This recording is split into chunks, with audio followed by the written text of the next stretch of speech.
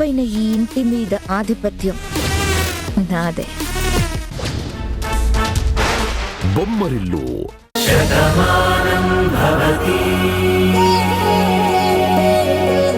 ఆ పని కూడా నిన్నే అయిపోయింది అత్తయ్య. అమ్మా, నీతో ఒక ముఖ్యమైన విషయం మాట్లాడాలి.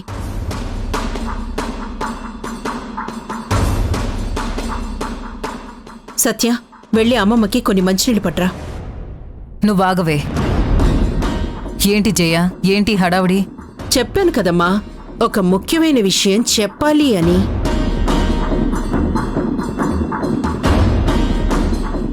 అది తెలియగానే నువ్వు కళ్ళు తిరిగైనా పడిపోవచ్చు కదా. మంచినీళ్ళైనా తాగొచ్చు. అందుకే ముందు జాగ్రత్తగా తెప్పిస్తున్నాను. నువ్వు ఏం చేసినా కొంచెం అతిగానే ఉంటుంది కానీ ముందు ఏం చెప్పాలనుకుంటున్నావో అది చెప్పు. ఈవిడేం చెప్పాలనుకుంటుంది? చెప్పక్క, అంత ముఖ్యమైన విషయం ఏంటో తెలుసుకోవాలని నాకు ఉంది. ఏంటో చెప్పు. చెప్తాను తమ్ముడు, నీ ముందు చెప్పడమే నాకు కావాలి. ఎందుకంటే అమ్మకు తెలియవలసిన విషయం మళ్ళీ చాటుగా చెప్పడం ఎందుకు? అసలేం జరిగిందంటే,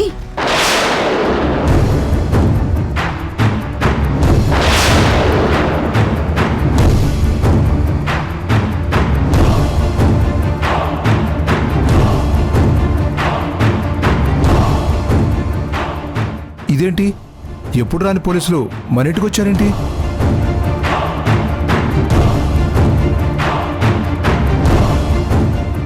మేడం, భువనేశ్వరి గారు.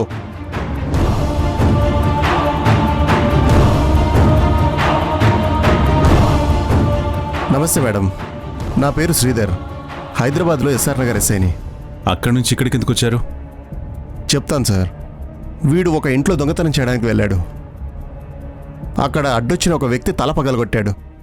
ఆ వ్యక్తి ఇప్పుడు చావు బతుకుల మధ్య పోరాడుతున్నారు.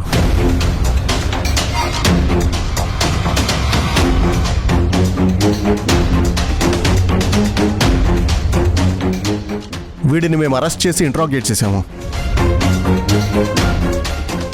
వీడి ఫోన్ హిస్టరీ మొత్తం చెక్ చేస్తే మీ ఇంట్లో నుండి ఒక పర్సన్ నుంచి తనకి ఫోన్ వచ్చింది. ఎక్కువగా ఆ నెంబర్స్ నుంచి వీడికి కాల్స్ వచ్చాయి. ఎవరు ఏంటి అని అడిగితే వీడేం చెప్పలేదు. కాల్ లిస్ట్ ద్వారా జయప్రద గారి నెంబర్ అని మాకు అర్థమైంది.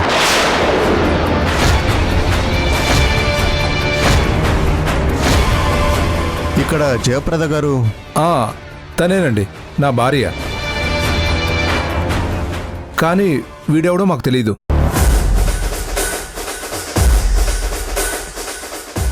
నువ్వు వాడికెందుకు ఫోన్ చేశావు? అయినా ఇతను దొంగేంటండి, ఎలక్ట్రీషియన్ కదా. మురారి గారు, మనం హైదరాబాద్ గెస్ట్ హౌస్లో ఉన్నప్పుడు రిపేర్ చేయడానికి వచ్చాడు కదా.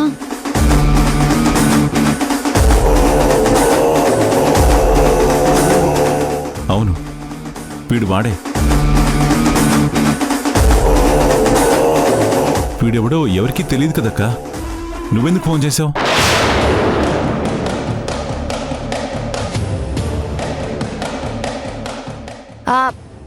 అవును మావయ్య, ఆ రోజు కూడా వీడికి కరెంట్ షాక్ తగిలితే నేనే మంచినీళ్ళు ఇచ్చాను.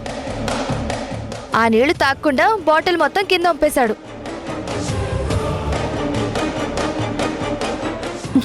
నువ్వు నోరు ముయ్యవే. నేను పంపించిన విషయం ఆ నీళ్లలో కలిపాడు. అది తాగితే వాడు పోతాడు, అందుకే పంపేశాను. ఇప్పుడు వీళ్ళకెలా దొరికిపోయాడు? అందరు అడుగుతున్నారు కదా, సమాధానం చెప్పు. అమ్మగారు, వీడిది మన పక్కూరే. అప్పుడప్పుడు మన ఊర్లోకి కూడా వస్తుంటాడు. అవును, నాకు తెలుసు. నేనే వాడికి ఫోన్ చేశాను. నువ్వు ఫోన్ చేశావని పోలీసులు కూడా చెప్పారక్క. ఎందుకు చేశావు అని అడుగుతున్నారు. అదే తమ్ముడు, నాకు చాలా రోజుల నుంచి నడుము నొప్పుంది. ఎంతమంది డాక్టర్లకి చూపించినా తగ్గలేదు. ఎన్ని మందులు వాడినా ప్రయోజనం కనిపించలేదు.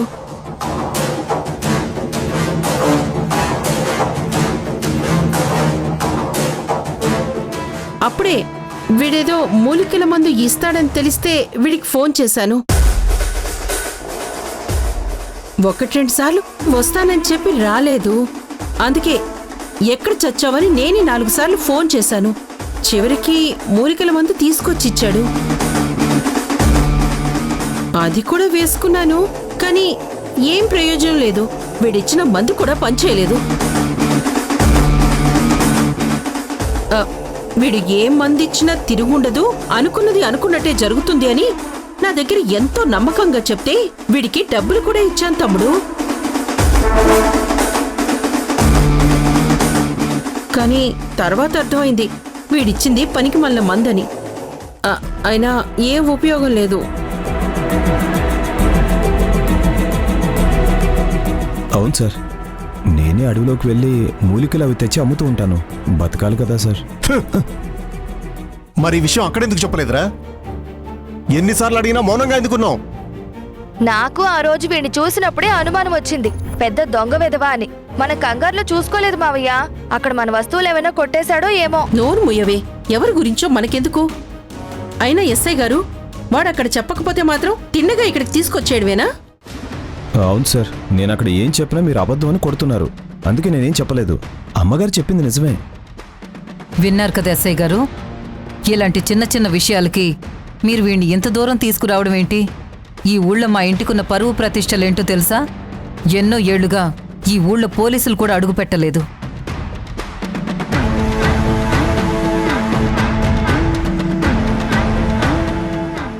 మొన్న ఒకే ఒక్క కారణంతో పోలీసులు ఊరి పొలిమేరలోనే నిలబడితే మేమే ఒక వ్యక్తిని అప్పగించాం. అది ఈ ఊరికున్న మర్యాద. చూడండి ఎస్ఐ గారు, ఇక్కడ కావాలని తప్పు చేశారంటే ఎవరికీ క్షమాపణ ఉండదు. తెలియక పొరపాటు జరిగితే ఎందుకు జరిగిందని ఆలోచిస్తాం. అది ఈ ఊరి కట్టుబాటు. అది మా ఇంటికైనా ఈ ఊరికైనా న్యాయం ఒక్కలాగే ఉంటుంది. తీర్పు ఒక్కటే అవుతుంది.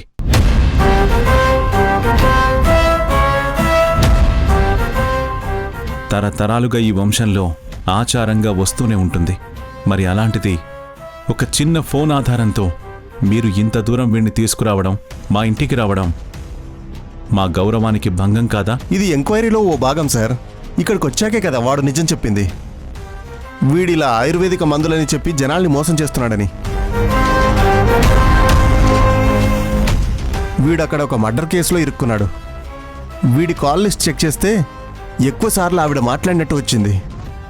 ఎంత అడిగినా చెప్పలేదు. ఎంక్వైరీ చేయకుండా ఎలా ఉంటాము? అందుకే తీసుకొచ్చాము. వస్తాం సార్. పదా.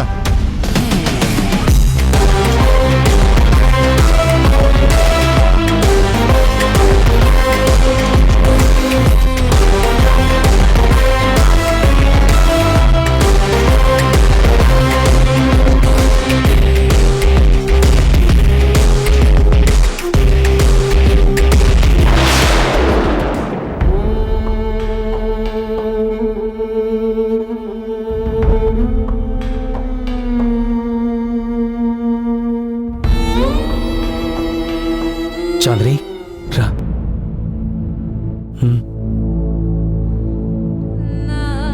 మమ్మీ,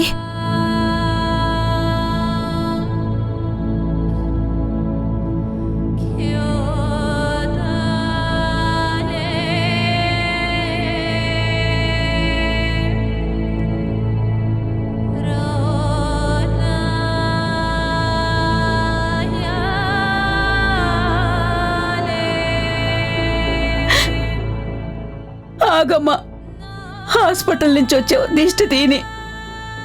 ఎందుకు బామ్మ దిష్టి? నేను ఆయన తల్లినయ్యి వచ్చానా?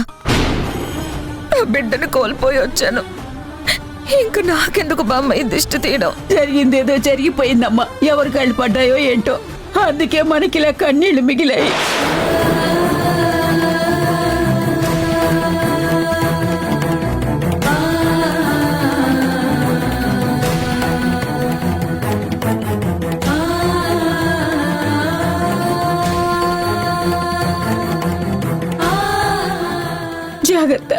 జాగ్రత్తగా లోపలికి వెళ్ళండి అమ్మా.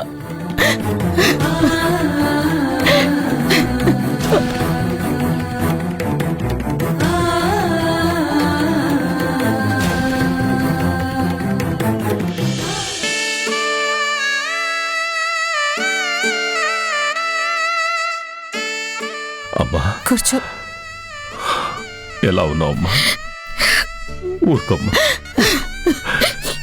ఏడవద్దు. నువ్వు తిరిగి వచ్చావు, అది చాలు.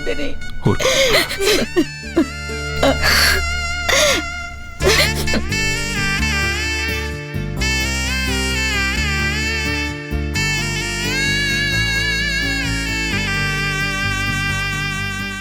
నేను కల్లో కూడా ఊహించలేదు తల్లి, నీకిలా కడుపు కోత మిగులుతుందని.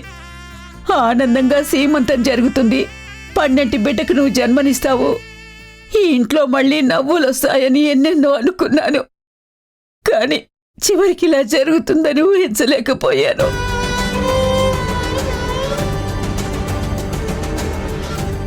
అసలు నేను ఆ పసుపు కొమ్ములకి బయటికి వెళ్లకుండా ఉంటే బాగుండేది. ఆ టైంకి ఆ ముష్టి ఫోను రాకుండా ఉంటే ఇంకా బాగుండేది. చూడు ఎంత ఘోరం జరిగిపోయిందో. అందరూ ఉన్నా సరే నీ విషయంలో మేమేమీ చేయలేకపోయావు. అవునమ్మా, అమ్మా నేను ఇద్దరం ఇంట్లోనే ఉన్నాం తల్లి. కన్ను పడిపోయింది, చూసుకోలేకపోయాం. జరిగింది తెలిసాక తట్టుకోవడం చాలా కష్టంగా ఉంది. నన్ను క్షమించమ్మా. ఇందులో ఎవరు తప్పు లేదు మావయ్య. నా రాతే బాలేదనుకుంటా. నేనెంతగానో ఇష్టపడ్డ మనిషి ఆ క్షణం నా పక్కన లేకుండా పోయాడు.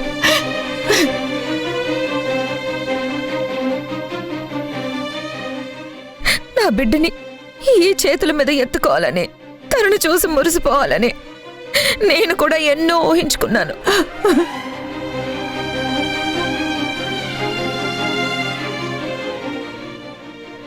కానీ అవన్నీ ఊహలుగానే మిగిలిపోతాయని, నా రాతిలా మారిపోతుందని నేనెప్పుడూ అనుకోలేదు. బాధపడకు తల్లి, బిడ్డను పోగొట్టుకోవడం కష్టమే. కానీ ఇంతటితో జీవితం అయిపోలేదు తల్లి. నీకింకా చాలా వయసుంది. నువ్వు 10 మంది బిడ్డల్ని కనగలవు. నా మాట నమ్ము.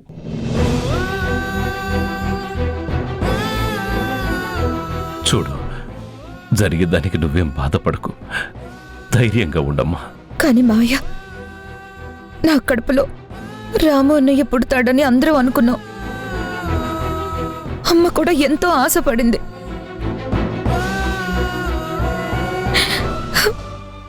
అన్నయ్యని నా చేతుల్లో పెట్టుకుని పెంచే అదృష్టం భగవంతుడు లేకుండా చేశాడు.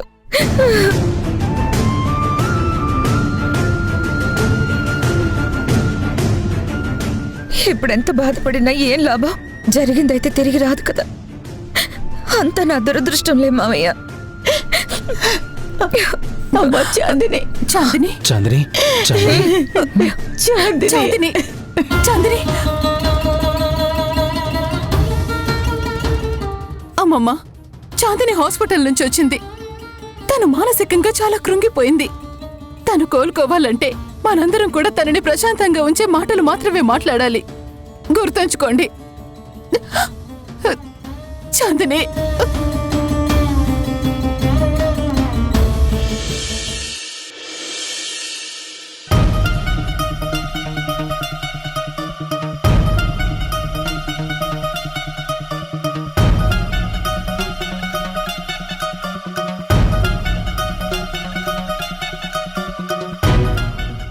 ఏంటి రాదా, గుడికెందుకు తీసుకొచ్చావు? జగన్మాత దగ్గర ఏ రహస్యాలు ఉండవండి. ఆ తల్లి కన్ను కప్పి ఈ ప్రపంచంలో ఎవరు ఏమీ చేయలేరు. అందుకే చెప్పవలసిన నిజం ఆ తల్లి సాక్షిగా చెప్పాలనుకున్నాను. అమ్మకి నిజం చెప్పాలి కదా, అది ఇంట్లోనే చెప్పుండేవాళ్ళం కదా. ఇంత దూరం రావడం ఎందుకు? అమ్మవారి సమక్షంలో చెప్తేనే అమ్మ నమ్ముతుంది అనుకుంటున్నావా? మా అమ్మను నువ్వు ఇంకా పూర్తిగా అర్థం చేసుకోలేదా? ఆవిడ చాలా మంచి మనిషి. ఆవిడ మంచితనం మీద నాకెలాంటి సందేహం లేదండి. కానీ కొన్ని విషయాలు ఎక్కడ చెప్పాలో అక్కడే చెప్పాలి. ఇంట్లోనే చెప్పచ్చని మీరు అనుకుంటున్నారు. కానీ ఇంత పెద్ద నిజాన్ని వినగానే ఆవిడ తట్టుకోవడానికి కొంతసేపు పడుతుంది. చుట్టూ ఉన్నవాళ్ళు ఏదైనా మాట్లాడొచ్చు. అప్పుడు ఆ బాధలో ఆవిడ ఎలాంటి నిర్ణయమైనా తీసుకోవచ్చు. అందుకే ఆవిడ ఒంటరిగా ఇక్కడికి పిలిచి ఈ నిజాన్ని మీ తల్లికి ఈ తల్లి సమక్షంలో చెప్దాం అనుకున్నాను. నువ్వు ఎవరి మీద అనుమానపడుతున్నావు రాధా? అక్కా బాబా ఏమైనా అంటారనా? వాళ్ళు మన మంచి కోరుకునేవాళ్ళు, మనకే సపోర్ట్ చేస్తారు. తప్పుగా ఎందుకు ఆలోచిస్తారు? ఎవరి మనసుని మనం చదవలేం కదండి. అందులో ఇలాంటి విషయాల్లో ఎంత మంచి వాళ్ళైనా సరే కొంత అపార్థం చేసుకునే అవకాశం ఉంటుంది. మీ చేత్తో తాళి కట్టించుకున్నానన్న భ్రమలో మీ అమ్మగారు ఉన్నారు. కానీ నా చేత్తో నేను అమ్మవారి సమక్షంలో తాళి కట్టుకున్నానని తెలిస్తే అది ఎంత పొరపాటో, దానివల్ల ఎలాంటి ప్రమాదం వస్తుందోనని ఆవిడ భయపడొచ్చు, లేదా చుట్టూ ఉన్నవాళ్ళు భయపడొచ్చు. అందుకే ఆవిడ ఆరోగ్యం కోసం, ఈ ఊరి బాగు కోసం అమ్మవారికి క్షమాపణ చెప్పి మరీ ఈ తాళి నా మెళ్ళో వేసుకున్నాను. ఇది కావాలని వేసింది కాదు, ఊరి మంచి కోసం, మీ కుటుంబం పరువు మర్యాద నిలబెట్టడం కోసం చేసిన పనని ఈ దేవి సాక్షిగా మీ అమ్మగారికి చెప్తే ఆవిడ అర్థం చేసుకుంటారన్న నమ్మకం నాకుంది. దయచేసి నా మాట కాదనద్దు. మీ అమ్మగారిని ఇక్కడికి రమ్మని చెప్పండి. సరే రాధా, నువ్వు ఏం ఆలోచించినా అందులో మంచి ఉంటుందన్న నమ్మకం నాకుంది. అమ్మని ఇక్కడికి రమ్మంటాను.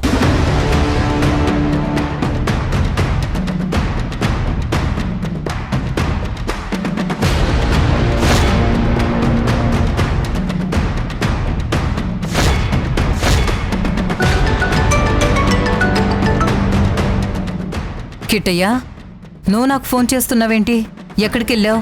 అమ్మా, నేను రాధా గుడికొచ్చాము. నీతో ఒక విషయం మాట్లాడాలి.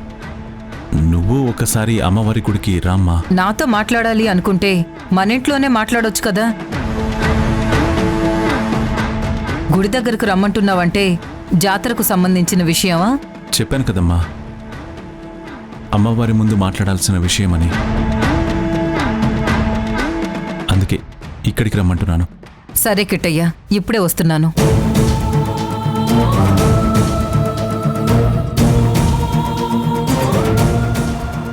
అమ్మ వస్తుంది రాధా, కానీ చెప్పడం ఎంతవరకు అవసరమో ఒక్కసారి ఆలోచించు. ఆవిడకన్నీ నిజాలు తెలియాలండి. జాతర మన చేతుల మీద జరిపించాలని ఆవిడ అనుకుంటున్నారు. కానీ అలా జరగకూడదు. ఆ నిజం ఆవిడకి తెలియాలి. జాతర చేయాలంటే చేసేవాళ్ళు ఎన్నో ఆచారాలు పాటించాలి. అవేవి ముందుగా మనం అనుకోలేదు కాబట్టి మెడలో తాళి వేసుకుంటే చాలు, ఆవిడ ఆరోగ్యం బాగుపడుతుంది అనుకున్నాను. ఊళ్ళో వాళ్ళ భయం పోతుందని భావించాను.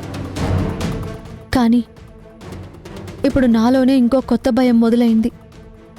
అందుకే ఈ నిజం ఆవిడికి తొందరగా తెలియచేయాలని, అది కూడా ఈ జగన్మాత సమక్షంలోనే చెప్పాలని నిర్ణయించుకున్నాను.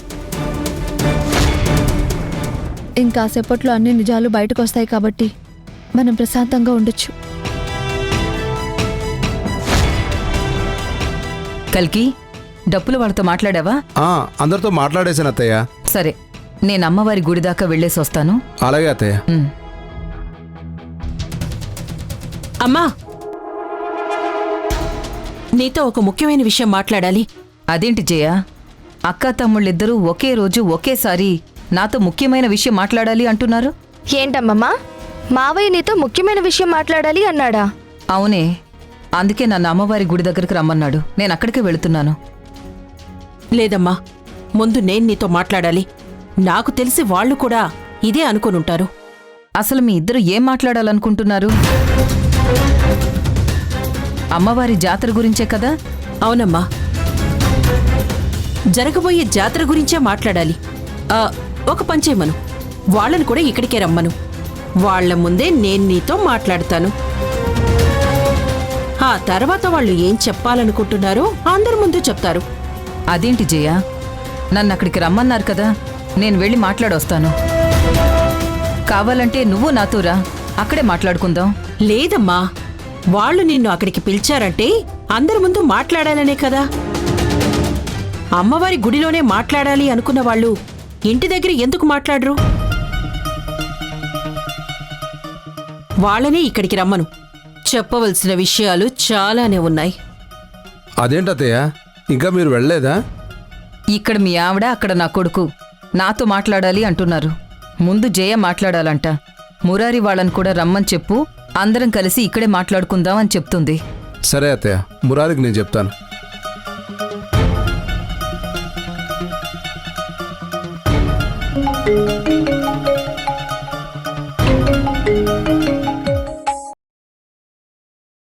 చెప్పావా?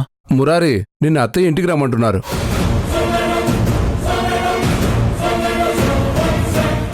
నువ్వేదో మాట్లాడాలన్నావట కదా, ఇక్కడే మాట్లాడదాం అంటున్నారు. మీరు వెంటనే రండి. హలో బావా. బావా, అమ్మ ఇంటికి రమ్మందంట రాదా, ఇంటి దగ్గరే మాట్లాడుకుందాం అంటుందట. అవునా? ఇక్కడికి వస్తానని చెప్పారు కదా. అదే నాకు అర్థం కావడం లేదు. బావ ఇంకేం చెప్పలేదు. పద వెళదాం.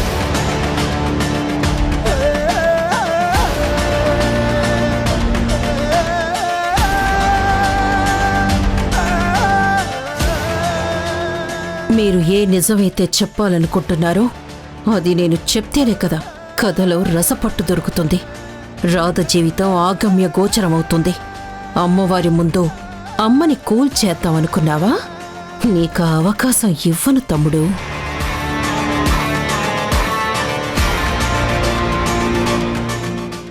అందరూ వచ్చేసారు కదా, ఇంకెందుకు ఆలస్యం? నువ్వు చెప్పాలనుకున్నది మొత్తం చెప్పేసే. చెప్పాలనే కదా అందరినీ పిలిచాను. ఈ రాధ గర్భవతి.